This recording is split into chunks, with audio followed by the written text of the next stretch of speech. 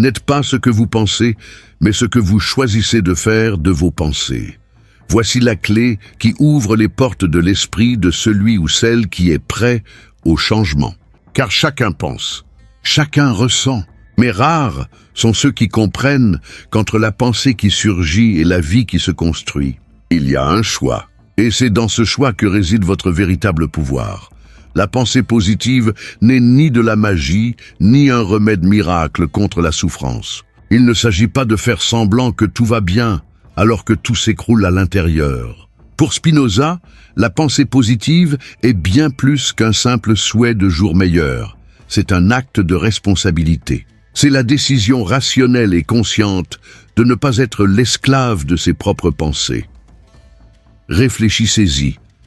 Combien de fois une pensée négative vous a-t-elle envahi sans même que vous vous en rendiez compte? Elle est arrivée, s'est installée et est restée.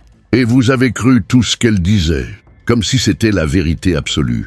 Je ne suis pas assez bon. Ah, ça ne marchera jamais.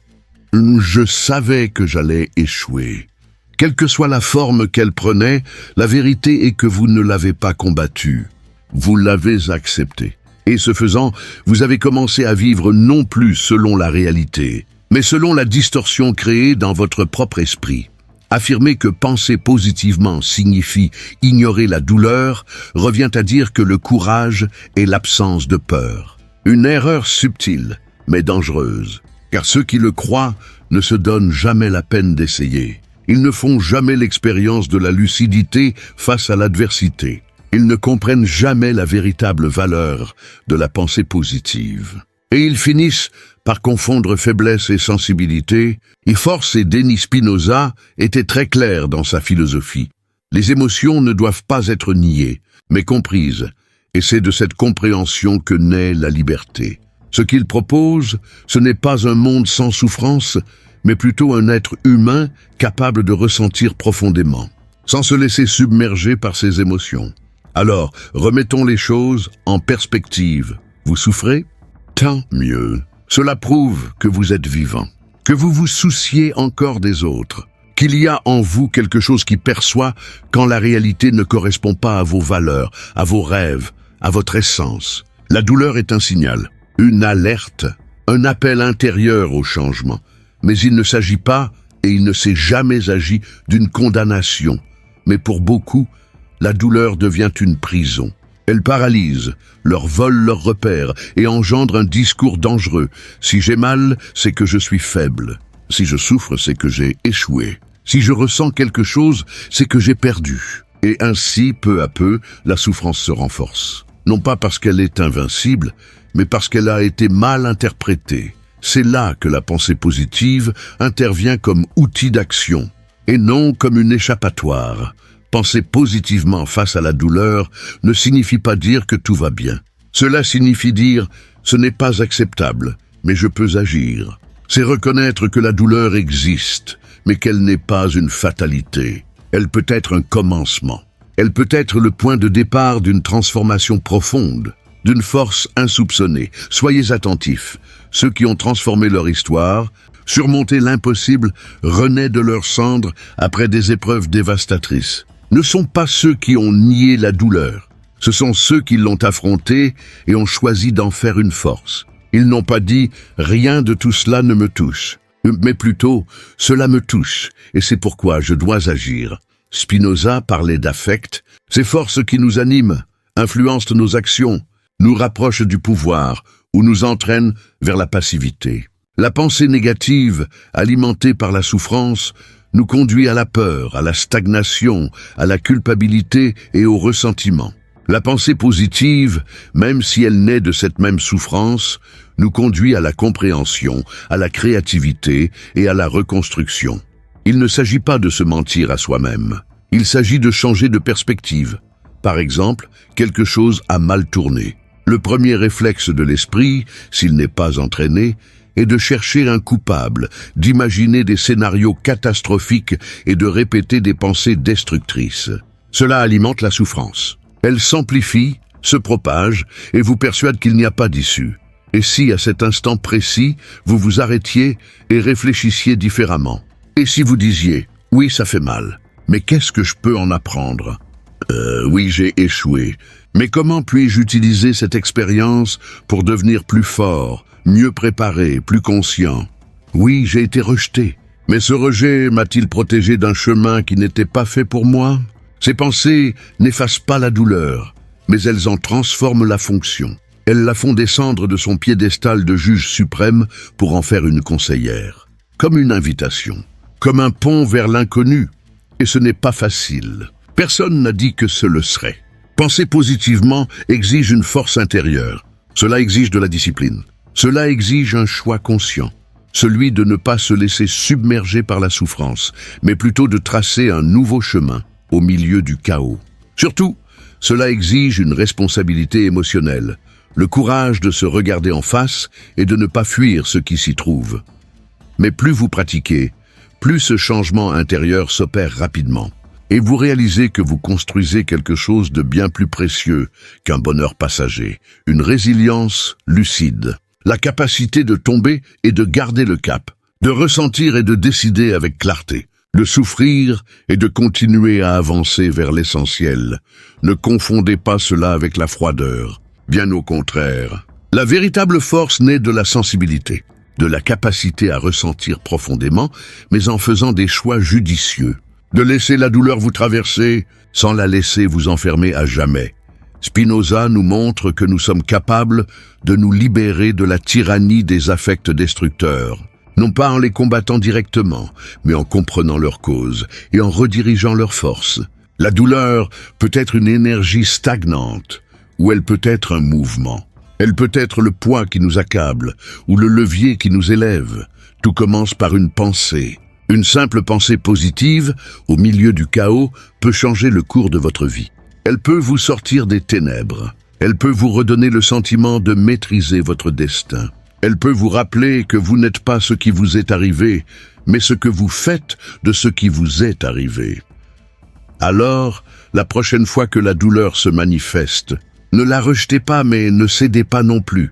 Observez-la, écoutez-la, et puis calmement et fermement demandez-vous « Comment puis-je grandir grâce à cela ?» Voici la pensée positive la plus puissante qui soit, celle qui naît au milieu de la douleur, et qui pourtant pointe toujours vers la lumière. Avez-vous déjà remarqué comment certaines personnes confondent positivité et enthousiasme excessif? Comme si être bien intentionné signifiait toujours sourire, sauter de joie, ignorer tout ce qui nous pèse, tout ce qui nous met à l'épreuve, tout ce qui nous fait souffrir. Mais là n'est pas la véritable force de la pensée positive. Il ne s'agit pas d'être toujours joyeux, mais d'être toujours lucide. La véritable positivité ne crie pas, elle comprend. Ce n'est pas du bruit, c'est une direction. Ce n'est pas de l'euphorie, c'est de la clarté. Et la clarté, c'est la liberté. Spinoza disait que nous sommes libres lorsque nous comprenons les causes de nos émotions, et non lorsque nous les fuyons ou les dissimulons derrière des clichés. Un esprit positif, en réalité, n'est pas celui qui fantasme sur un monde idyllique. C'est celui qui regarde le monde tel qu'il est, complexe, contradictoire, incertain, et qui choisit pourtant d'avancer avec assurance, sans jamais perdre de vue l'essentiel. La positivité, en ce sens, n'est pas un état d'excitation constante. C'est une qualité de perception. C'est la capacité d'interpréter les faits avec discernement. C'est savoir que même au cœur du chaos, on peut encore choisir comment réagir, comment penser, ce que l'on cultive en soi. La clarté qui découle de cette vision n'est pas fragile. Au contraire, elle est inébranlable, car elle ne dépend ni de l'humeur, ni de l'environnement, ni des circonstances. Elle repose sur une décision intérieure, celle de ne pas laisser les bruits extérieurs obscurcir sa vision intérieure. Réfléchissez-y. Combien de fois vous êtes-vous senti perdu, non pas parce que le problème était insurmontable, mais parce que votre esprit était trop encombré pour y voir clair? Combien de mauvaises décisions avez-vous prises impulsivement, par confusion, par manque de recul? Combien d'occasions avez-vous laissé passer simplement parce que vous n'aviez pas la lucidité nécessaire pour les reconnaître? C'est exact. La pensée positive, lorsqu'elle est bien comprise, est l'antidote à ce brouillard mental. Il n'est pas du genre à croire naïvement que tout ira bien. Il est plutôt du genre à se dire « je ferai de mon mieux avec les moyens du bord » et c'est suffisant. Il incarne le choix conscient de ne pas amplifier ce qui vous freine. Il est la perspective qui permet de distinguer le réel des constructions d'un esprit anxieux. Il est la sérénité qui vous permet d'agir avec précision, même quand le monde semble tourner à toute vitesse. Et vous savez ce qui est magnifique là-dedans ? C'est que cette clarté peut s'apprendre. Vous pourriez vous réveiller chaque jour en vous demandant « Qu'est-ce qui est vraiment sous mon contrôle en ce moment ? Quelles pensées me font avancer et lesquelles me vident de mon énergie ? Est-ce que j'envisage la situation sous l'angle d'une solution ou sous l'angle de la peur ? Ces questions simples permettent de recentrer l'attention, et c'est la concentration qui distingue l'action productive du chaos. Lorsque votre clarté intérieure s'affine, le monde extérieur paraît moins menaçant. Car la menace ne vient pas de l'extérieur, elle réside dans le désordre intérieur qui fausse votre perception. Spinoza affirmait que notre perception du monde est proportionnelle à la clarté avec laquelle nous comprenons la réalité. Autrement dit, souvent, la souffrance que nous ressentons ne provient pas des événements eux-mêmes, mais de la manière dont nous les interprétons. Une attitude positive et bien orientée corrige cette distorsion. Elle dissipe l'exagération dramatique. Elle apaise l'esprit qui crée des monstres là où il n'y a que des obstacles. Elle recentre notre attention sur ce qui est utile, pratique et réel. Il n'est pas nécessaire d'aller toujours bien pour être une personne positive. Il suffit d'être attentif. Attentif à ses pensées, attentif à ses sentiments, attentif à ce qui, en soi, se construit ou se détruit à chaque pensée. Car c'est ce qui déterminera si l'on vit en pilote automatique ou si l'on choisit consciemment son état intérieur. Et c'est là que commence la liberté. Non pas la liberté illusoire de faire tout ce que l'on veut, quand on le veut, mais la liberté profonde d'être maître de soi-même, de ne pas se laisser emporter par des émotions passagères, de ne pas réagir impulsivement, de savoir distinguer l'urgent de l'essentiel. La clarté est cette lumière intérieure qui permet de voir les prochaines étapes, même lorsque tout autour de soi semble sombre. Et la véritable pensée positive est l'habitude qui alimente cette lumière jour après jour, choix après choix. Alors, ne vous souciez pas d'avoir l'air heureux en permanence. Ce serait trop superficiel. Préoccupez-vous plutôt d'être pleinement présent, d'avoir l'esprit clair, actif et attentif. Car c'est cette clarté qui vous permet d'agir avec force, même dans les moments difficiles. C'est ce qui vous pousse à prendre des décisions qui vous donnent du pouvoir et non celles qui vous sabotent. C'est ce qui vous relie à ce qui a de la valeur et non à ce qui ne fait que vous distraire. Réfléchissez-y, la véritable positivité ne vous sépare pas de la réalité. Elle vous y ramène avec plus de courage et de discernement. Et ça, mon ami, c'est un pouvoir que personne ne peut vous enlever. Beaucoup confondent le fait de se concentrer sur le positif avec de la naïveté. Comme si cultiver des pensées positives revenait à nier la dure réalité du monde. Comme si ceux qui choisissent de voir le monde avec espoir étaient d'une certaine manière plus fragiles, plus déconnectés de la vérité. Or, c'est tout le contraire. La plupart des gens n'ont toujours pas compris que le véritable optimisme n'est pas une forme d'évasion, mais une stratégie mentale. Il est facile de paraître lucide quand on est cynique. Il est difficile de conserver sa lucidité sans perdre espoir. Et plus encore, d'agir avec précision sans laisser l'amertume dicter le rythme des décisions. Spinoza l'avait compris. Pour lui, la raison n'est pas l'ennemi du bien. Elle est son allié. Lorsque l'esprit choisit de se concentrer sur les possibilités, il n'est pas naïf, il est efficace. Réfléchissez-y. Qui réagit le mieux en situation de crise? Qui voit tout comme une catastrophe inévitable? Ou qui parvient à rester concentré sur ce qui peut encore être fait? Qui cède au désespoir ou qui, même au milieu du chaos, cherche la prochaine action utile? Ce que vous nourrissez votre esprit n'est pas neutre. Cela façonne votre humeur, votre énergie, votre vision du monde. Celui qui se concentre sur le bien n'ignore pas le mal.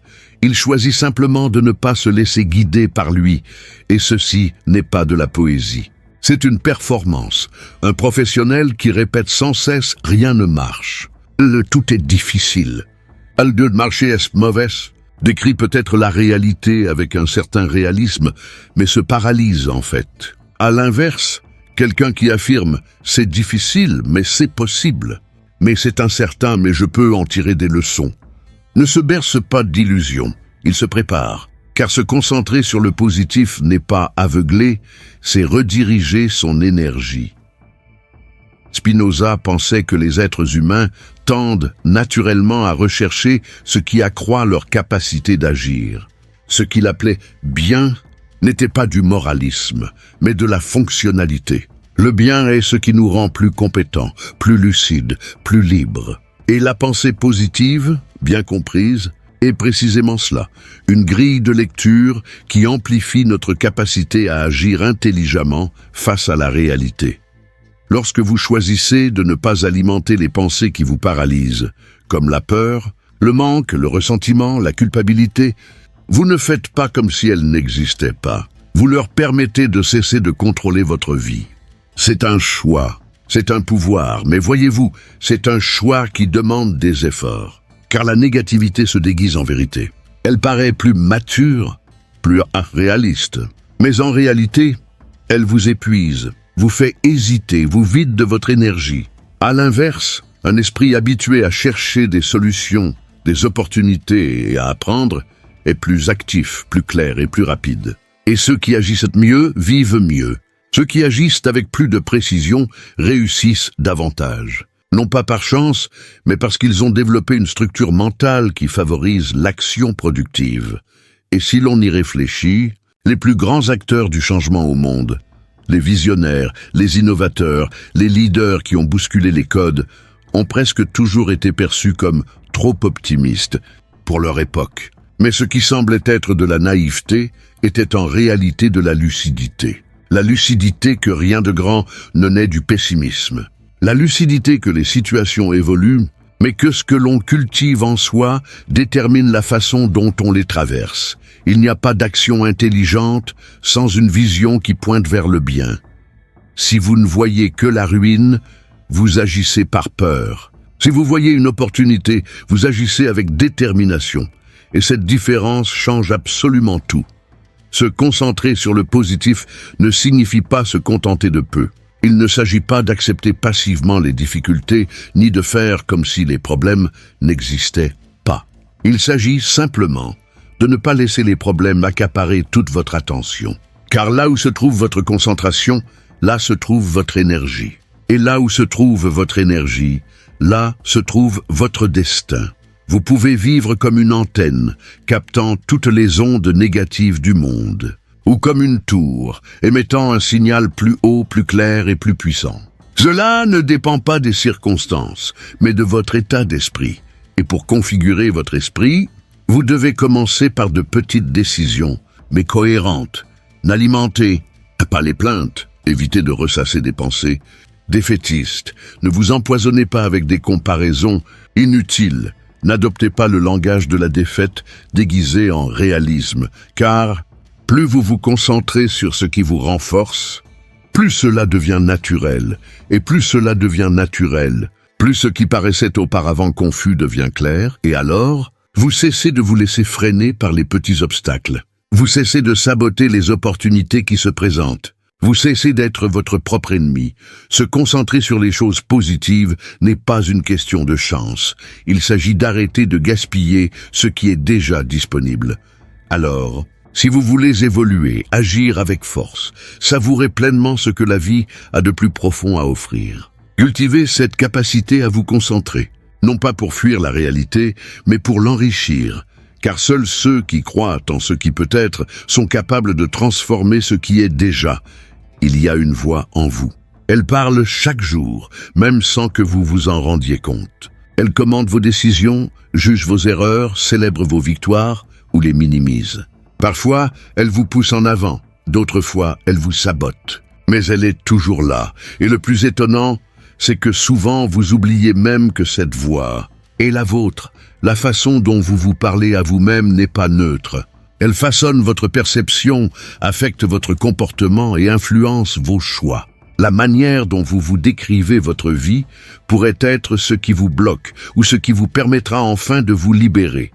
Spinoza concevait l'esprit comme un réseau d'idées interconnectées et renforcées. Ainsi, si vous répétez mentalement des phrases comme « c'est trop difficile »,« je ne suis pas à la hauteur »,« je n'y arriverai jamais », vous n'exprimez pas seulement un sentiment passager, vous construisez une structure mentale, un système de croyances qui peu à peu devient une prison invisible et le plus dangereux, une prison où l'on oublie que c'est soi-même qui l'a construite. Remarque, chaque fois que vous vous dites que quelque chose est impossible, vous n'exprimez pas seulement une opinion, vous la programmez, vous apprenez à votre esprit à abandonner avant même d'essayer. Vous fermez des portes avant même de vous en approcher, et le cerveau apprend. Il comprend que ce que vous répétez est une vérité, mais l'inverse est également vrai. Quand on commence à changer sa façon de communiquer avec soi-même, le monde qui nous entoure se pare de couleurs différentes. Non pas parce que le monde a changé, mais parce que le regard que l'on porte sur lui s'éclaircit. Dire « c'est difficile, mais je peux apprendre ». J'ai peur, mais je vais continuer. Je ne sais pas encore, mais je suis prêt à découvrir. Voilà le pouvoir. Voilà la véritable transformation. Il ne s'agit pas ici de développement personnel superficiel, ni d'optimisme illusoire. Il s'agit de prise de conscience. Car si vous ne choisissez pas les mots que vous semez en vous, quelqu'un d'autre ou une souffrance passée le fera pour vous. Vous est-il déjà arrivé de dire des choses comme « je suis un désastre »,« je suis un échec »,« je gâche tout ». C'est exact. Le problème ne réside pas seulement dans ce que vous ressentez, mais aussi dans la façon dont vous choisissez de le nommer. Car les mots ont un poids, et ceux que vous vous répétez ont encore plus de poids. Spinoza disait que plus on se connaît, plus on est libre. Et se connaître soi-même, ce n'est pas seulement comprendre ses désirs ou ses peurs. C'est aussi observer le langage que l'on utilise chaque jour dans sa tête. Car ce langage révèle l'histoire que l'on se raconte. Et cette histoire, si on ne la modifie pas, devient notre destin.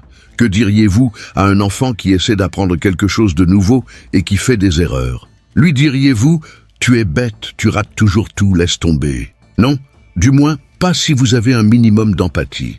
Vous lui diriez plutôt « calme-toi, tu apprends, continue d'essayer ». Les erreurs font partie du processus. Maintenant dis-moi, pourquoi ne te parles-tu pas comme ça? Voilà la clé. Le langage que vous utilisez doit vous fortifier et non vous détruire. Il doit vous propulser vers l'avant et non vous saboter. Et vous pouvez le reprogrammer, pas tous en même temps, pas comme par magie, oui, mais consciemment, par la répétition. Avec vigilance, soyez attentifs aux petits commentaires que vous faites lorsque vous commettez une erreur, lorsque vous vous regardez dans le miroir ou lorsque quelque chose tourne mal. Commencez à remettre en question ces pensées automatiques. Parlez-vous comme vous aimeriez que le monde vous parle, non pas comme à une personne fragile ayant constamment besoin de réconfort, mais comme à une personne forte ayant besoin de repères et de clarté. Vous n'êtes pas vos défauts. Vous êtes celui ou celle qui les observe et en tire des leçons. Vous n'êtes pas vos doutes. Vous êtes celui ou celle qui peut les surmonter et tu n'es pas ce qu'il disait que tu étais. Tu es ce que tu choisis d'être désormais. Prenez conscience de votre voix intérieure. Soyez attentifs aux mots que vous prononcez dans votre esprit, car ils ne s'évanouissent pas. Ils s'enracinent au plus profond de votre être et deviennent réalité. La bonne nouvelle, c'est que vous pouvez dès maintenant, à cet instant précis, commencer à vous parler différemment. Et cela, avec le temps, change absolument tout. Car la vie que vous menez est, dans une large mesure, le fruit de la façon dont vous vous racontez votre histoire. Alors, posez-vous la question. Si votre esprit était un film, seriez-vous le protagoniste ou la victime? Si votre voix intérieure était un guide, vous mènerait-elle là où vous voulez aller ou vous maintiendrait-elle toujours au même endroit? Cette réponse change la donne. Et si vous êtes prêt à commencer à écrire un scénario d'un genre différent, tout commence ici. Parlez-vous comme à quelqu'un qui mérite de gagner et n'arrêtez pas tant que cela ne vous paraît pas naturel. Il existe une critique insidieuse, souvent dissimulée sous un vernis de lucidité, qui tend à faire passer l'optimisme pour de la naïveté. Comme si cultiver l'optimisme revenait à se voiler la face. comme si ceux qui choisissent de se concentrer sur le possible fuyaient la difficulté. Mais c'est une idée fausse, une grave méprise. Cultiver la positivité, ce n'est pas fuir le monde, c'est l'affronter avec courage. C'est se réveiller chaque jour et décider de ne pas se laisser submerger par le chaos, même en sachant qu'il existe. C'est regarder les défis, les échecs et les injustices en face et continuer d'avancer. Continuer d'avancer. Il y a quelque chose que je peux construire ici. Spinoza considérait l'être humain comme une partie intégrante de la nature, dotée de raison, mais aussi de potentiel. Pour lui, la véritable liberté ne résidait pas dans le fait de faire tout ce que l'on veut, mais dans la compréhension des causes qui nous animent, et sur cette base, dans le choix d'agir en toute conscience. Et comprenez bien ceci, choisir de penser positivement est précisément cela, un acte conscient, un acte de force et non une illusion. Ceux qui vivent dans la négativité se qualifient souvent de réalistes. Mais qu'est-ce qu'être réaliste ? Est-ce simplement reconnaître les problèmes? Est-ce s'accrocher à des faits bruts et oublier les possibilités? Le véritable réalisme n'ignore pas la souffrance, mais il n'ignore pas non plus l'espoir. Il ne nie pas les obstacles, mais il ne nie pas non plus les solutions. Et c'est en cela que la positivité se distingue de la naïveté. Elle voit les ombres, mais refuse de s'y complaire. La positivité consciente est une forme de rébellion silencieuse. C'est dire non au conformisme. C'est affirmer « je sais ce qui ne va pas ». Mais je ne laisserai pas cela définir mon état intérieur. C'est une forme de lucidité qui refuse d'accepter la douleur comme un état permanent. Réfléchissez-y. Il est si facile d'être négatif. Il suffit d'allumer la télévision. Il suffit de consulter les réseaux sociaux. Il suffit de répéter les idées que tout le monde colporte déjà. Le monde regorge de preuves de ce qui ne fonctionne pas. Ce qui demande du courage, c'est de rester debout au milieu du chaos et de continuer à croire, continuer d'essayer, continuer à voir la lumière, même quand tout semble sombre. Et il ne s'agit pas d'un optimisme aveugle. C'est une vision qui transcende l'immédiat. Un regard qui perçoit le vide, mais qui commence déjà à imaginer le pont. Un regard qui reconnaît la faillite émotionnelle du monde moderne et qui choisit d'être une exception. Et c'est peut-être là le secret que peu comprennent. La positivité consciente est un choix radical. Il s'agit de refuser d'être une personne de plus qui répète « c'est impossible ». De tête, il n'y a pas moyen. C'est toujours comme ça. Il s'agit d'être le genre de personne qui dit « peut-être que personne ne voit d'issue, mais je vais en chercher une ». Et lorsqu'elle trouve une fissure, même petite, c'est par là que la lumière commence à passer. Un esprit négatif croit que le bonheur est synonyme de chance. Un esprit positif comprend que le bonheur se construit et que même si tout ne dépend pas de vous, votre attitude face aux événements, elle compte toujours, toujours. Alors, la prochaine fois que quelqu'un vous traitera de naïf parce que vous pensez positivement, souriez. Non pas parce que vous ne comprenez pas le monde, mais parce que vous le comprenez mieux que la plupart des gens. Vous avez compris que la lucidité sans espoir devient paralysie, et l'espoir sans clarté devient chimère. Mais ensemble, lorsqu'ils marchent côte à côte, ils forment l'état d'esprit le plus puissant qui soit, un esprit clair et ferme, mais qui croit encore. Et c'est cet esprit qui construit, c'est ce genre d'esprit qui innove, c'est ce genre d'esprit qui attire, qui réussit, qui inspire. Car ceux qui cultivent une véritable positivité ne sont pas ceux qui vivent dans l'aliénation, mais ceux qui refusent d'être dominés par le désespoir collectif. C'est celui qui reste suffisamment lucide pour comprendre les risques et suffisamment courageux pour aller de l'avant malgré tout. Rien ne saurait être plus perspicace. Il existe une illusion très répandue qui imprègne silencieusement les pensées de presque tout le monde.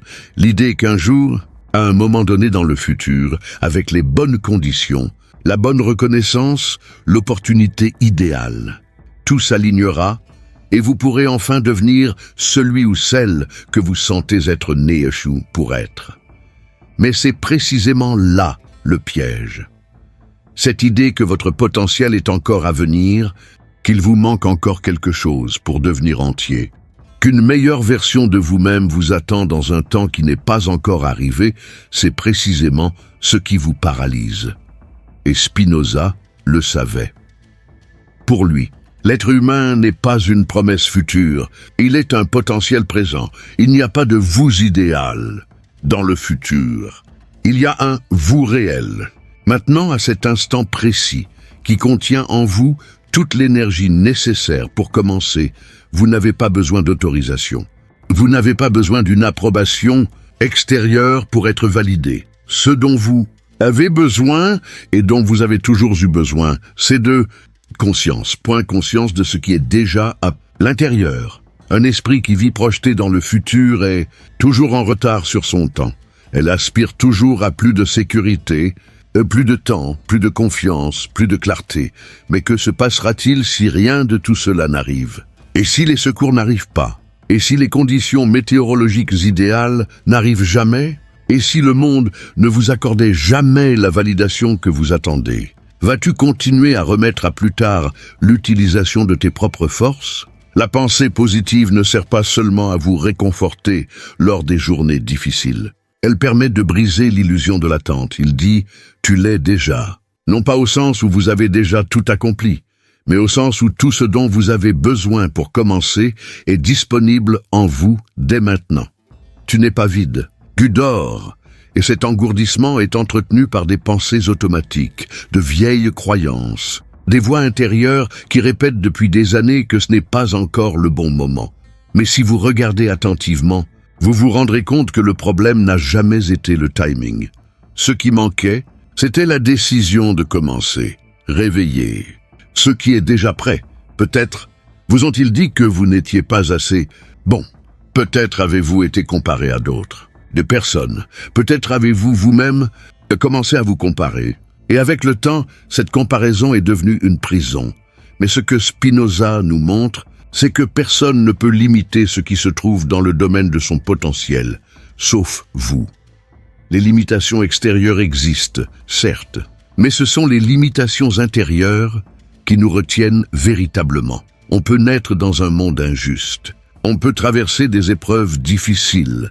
Mais la question est, allez-vous continuer à attendre que le monde change avant de changer avec lui? Ou allez-vous commencer à agir dès maintenant avec ce que vous avez, avec qui vous êtes, même si cela vous paraît encore peu de choses? La pensée positive n'est pas de l'entêtement. C'est de la rébellion. C'est votre refus d'accepter que votre potentiel ait besoin de circonstances idéales pour s'épanouir. Parce que ce n'est pas nécessaire. Vous pourriez être confus au début. Cela peut commencer par la peur.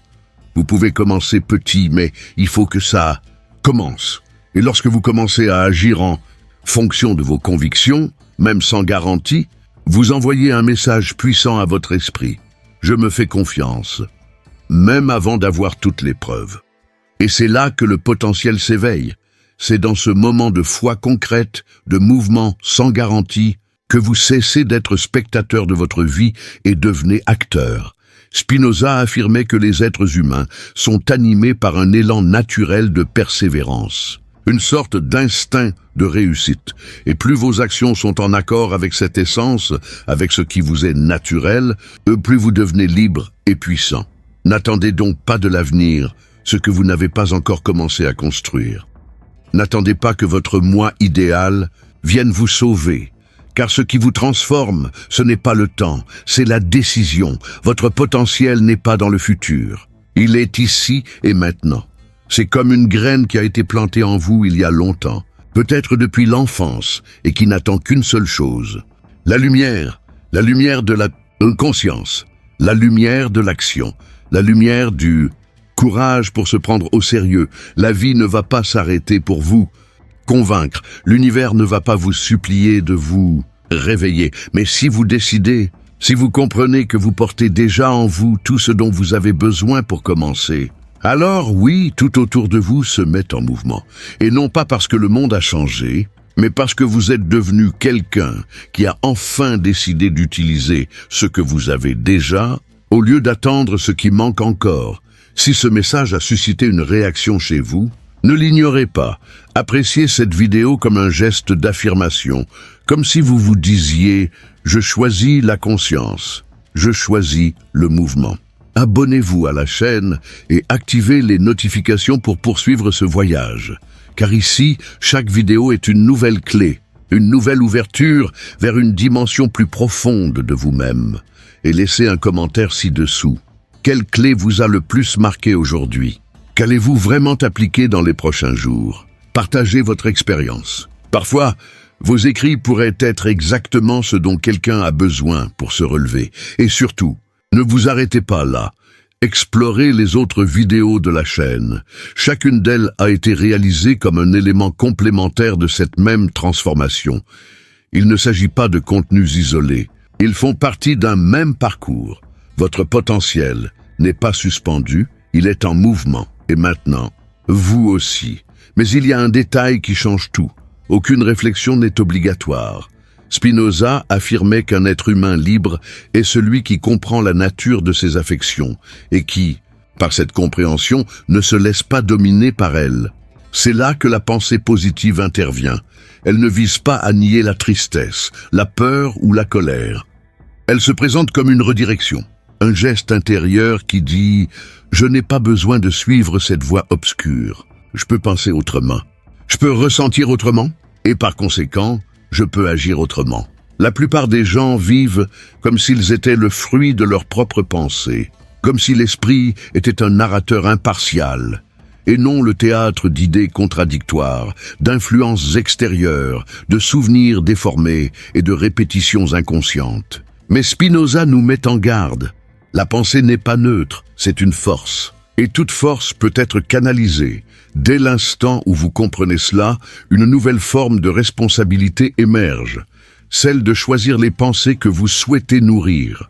Et cela, contrairement aux apparences, ne requiert pas de force surnaturelle, mais de présence. Car seuls ceux qui sont présents peuvent observer une pensée surgir et dire « cette pensée ne me sert à rien ». Seuls ceux qui sont présents ont la possibilité de choisir leur réaction et de ne pas se laisser emporter par elle. Avez-vous déjà remarqué combien une pensée négative survient rarement seule? Elle en entraîne une autre, qui en entraîne une autre encore. Et soudain, vous voilà plongé dans un état émotionnel déconnecté de la réalité présente. Vous avez beau être dans un endroit sûr, avoir l'impression de maîtriser la situation, votre esprit ressasse vos erreurs passées, projette vos échecs futurs, rumine vos critiques et crée des problèmes. Et votre corps y croit. Votre équilibre chimique se modifie, votre humeur chute, votre motivation disparaît. Imaginez maintenant l'inverse, une pensée en entraînant une autre. Et encore une autre, mais cette fois, toutes axées sur les solutions, sur le mouvement, sur la confiance. C'est l'effet domino de la pensée positive. C'est contagieux, cela se multiplie. Mais au lieu de vous paralyser, cela vous propulse vers l'avant. Et avant de penser qu'il s'agit d'un optimisme béat, rappelons-nous, Spinoza croyait que la pensée élevée naît de la compréhension, non de l'illusion. Être positif ne signifie pas ignorer les risques, mais les ouvrir aux possibilités. La pensée négative affirme « ça va mal tourner ». La pensée positive, elle, se demande « et si tout se passait bien ?» Cette question transforme radicalement notre état d'esprit. On commence à chercher, on commence à essayer, on commence à agir. Et c'est à ce moment-là que la pensée se transforme en réalité. Car aucune pensée, aussi positive soit-elle, ne crée quoi que ce soit par elle-même. Mais elle crée l'impulsion, elle met le moteur en marche. Elle vous arrache à l'apathie et vous remet sur le terrain. C'est pourquoi la pensée positive est une pratique et non un simple moment d'euphorie. Il ne s'agit pas de se sentir revigoré pendant 10 minutes après avoir lu une citation inspirante. Il s'agit d'entraîner son esprit, jour après jour, à reconnaître les pensées qui nous affaiblissent et à les remplacer par celles qui nous fortifient. Il s'agit de créer une nouvelle relation avec soi-même, une relation de vigilance, de présence et de direction. Car lorsque vous ne choisissez pas vos pensées, le monde choisit pour vous. Et le monde, comme vous le savez déjà, est plein de bruit. Il est plein de voix qui vous disent que vous n'y arriverez pas. Il est plein d'expériences qui veulent vous prouver que rêver est dangereux. Il est plein de raisons d'abandonner, mais vous n'êtes pas obligé d'accepter toutes ces idées comme des vérités. vous pouvez les remettre en question. Vous pouvez douter de vos propres pensées. Et c'est de ce questionnement que naît la liberté de penser différemment, de penser de manière constructive, de penser avec intention, de penser avec un but, et ce choix ne dépend de personne d'autre. Il commence lorsque vous décidez de ne plus vous laisser guider par vos pensées automatiques. Lorsque vous comprenez que ce que vous ressentez n'est pas une fin en soi, mais le début d'un dialogue. La prochaine fois que vous vous surprendrez à dire « je n'en suis pas capable », ne prenez pas cette phrase pour argent comptant. Demandez-vous plutôt « d'où vient-elle ? Est-elle fondée ? En quoi ce genre de pensée m'est-il utile ? À quoi pourrais-je plutôt penser pour atteindre un état d'esprit plus constructif, plus lucide et plus courageux ? Car au final, il ne s'agit pas de se tromper soi-même, mais de se guider soi-même. Et c'est un pouvoir que vous seul pouvez posséder. N'oubliez pas, vous n'êtes pas ce que vous pensez. Vous êtes ce que vous faites de ce que vous pensez.